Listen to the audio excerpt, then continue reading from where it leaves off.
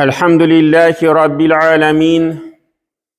Vessalatu vesselamu ala Resulihi Muhammedin ve ala alihi ve ashabihi ecma'in.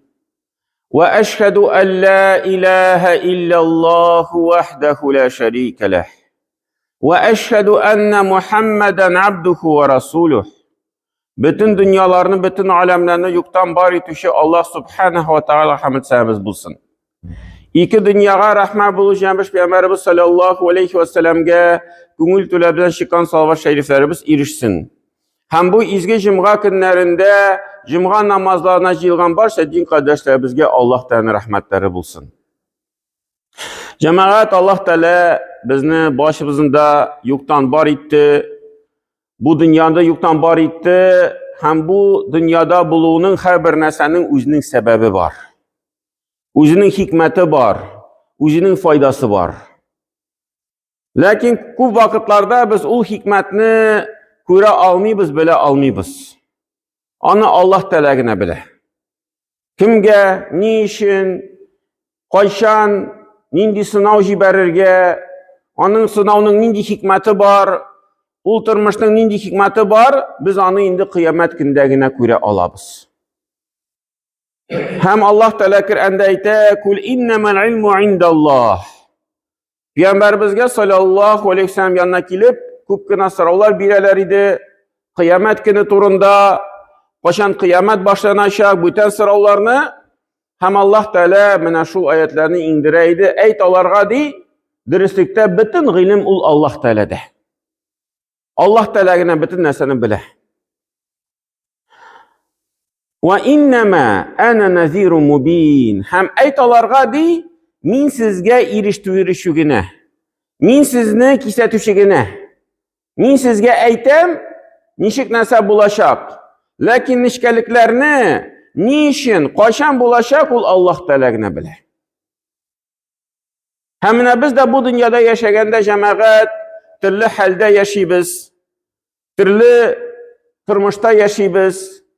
Kimnindir selametlik kübrek, kimnindir avru kübrek, kimnindir baylığı kübrek, kimnindir fakirliği kübrek, türlü halde yaşayan kişiler. Hem Allah Teala aytakir ende ya yuhannas, ey kişilerdi, inne halaknakum min zekeril ve unsa. Birleşikte biz sizni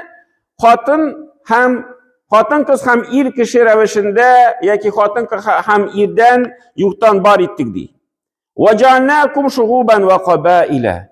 Hem sizni türlü halıklar hem kabileler bulup yarattık. Lita'arafu. Siz birbiriniz bilen tanışır işin. Birbirinizi bilir işin. İnne ekramakum indallahi etkakum. Hem derislikte di Allah Teala karşında in hayırlığız kim? Kim in takva bulgan arağızda. İnna Allaha alimun habir. Hem Allah Teala bütün neseni bilüşü, bütün nese turunda onun haberi var diye Allah Teala.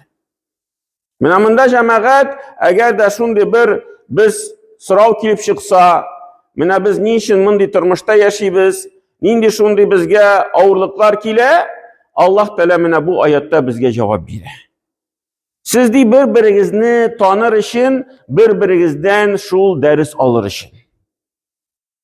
Bay kişi, fakir kişiden ders alırga tiyiş. Mina Allah Teala şundi baylık birdi, şundi mümkünçilik birdi, Allah Teala şükür item deyip. Hem şul fakir kişilerge benim bir ölüşüm, bir yerdemim de tiyirge tiyiş deyip. İndi fakir kişi kirisinçe, bay kişiden ders Allah. Nindi ders Allah, mina şul Allah Teala türlü nimetler bir edip, mina sınavlar bir edip, hem indi şul sınavlar için min ecir savab alam deyip. Bay kişi Allah Teala karşında basıp, nişe vakit basa şul her bir tiyin, her bir kilgen akşası için, hem fakir kişi onun indi cevap vakiti küpke ezrek bula.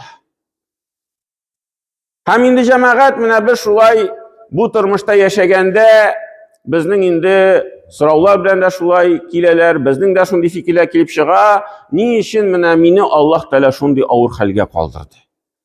Kimdir ağırıp gitti, kimnindir akşası yokka çıktı, kimnindir büten bir bela kazası kilip çıktı. Mina ko'pgina hozir internetda da kelib bitindi xabarlar. Mina bu kunlarda da bir necha xabar bo'ldi. Kishilarning yurtlari yondi. Namoz o'qishi kishilarning anda oilasida 5-6 bola bütün yurtlari yonib chiqdi. Bir narsa qolmadi. Hatto qo'ybirlari dokumentlarni olib chiqa olmadilar, pasportlarini. Shunday tez ravishda bo'ldi. Ham albatta kishi aytirga mumkin, nechik endi bo'lay? Namoz o'qishi oila, 5-6 bolasi bor. Nechik endi ular mana hozir shunday salqin vaqtlarda ishsiz qoldilar, kiyimsiz qoldilar, bir narsalari yo'q. Anda ko'rshida balki bir shunday namoz o'qimovchi, bir shunday gunohli kishi yashaydi. Masjid yog'idan qaramovchida kishi, balki shul tegi o'zining kafirlik bilan g'ururlanib yurishi kishi, men Allohga ishonmayman deb, qiyomat kuni bo'lmayacak narsa ol deb, shunday aytgan kishi yashaydi. Aning bitinsi yaxshi. Qatirji o'sib bora, mashinalarini almashtirib tura.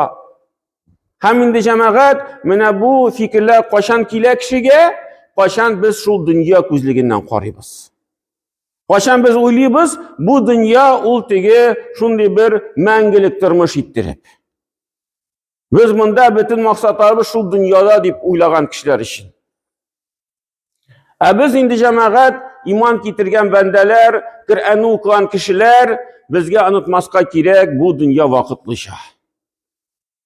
Payg'ambarimiz sallallohu alayhi vasallam aytgan kabi, bu dunyoda yashaganda biz yiqlagan haldadik. O'lgach biz uyanamiz. Bu bizga tigi mana bu dunyo bir shul tishni ko'rgan kibikgina. Mana biz tunna bilan yiqlarga yotamizda, tishni ko'rib yotamiz. Kimdir rahat tish ko'ra, kimdir noshar qo'rqinish tish ko'ra. Onları uyanada bir necha vaqtdan so'ng, bir 15 minutdan so'ng, bir soatdan so'ng bu kishidan so'rab qolasan, tishingni silab berali, narsa tishingda ko'rding. Ali uyanib ketgachgina istaydi u tish. Mana bulay bo'ldi, tigilar bo'ldi. Endi uyanib ketgach, bir necha vaqtdan so'ng endi unutiladi. Ikkinchi kunga butunlay u esga tushira olmaydi, u narsa tishingda ko'rgan ayblarni. Mana bu dunyoda shu jamoat. Biz bunda yashaymiz. 70 yilmi, 100 yil yashaymizmi? Lakin o'lgandan so'ng shul kunni o'lgan kunida jamoat bu dunyo bizga shul tish kibikkina esga tushadi.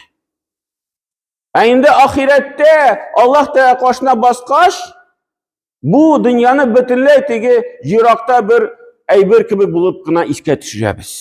Balki hali esga da tushmas, Alloh taolo bizga kitoblarimizni berib, u kitoblarni o'qibgina anlar, mana shunday turmushim bo'lgan ekan anda deb.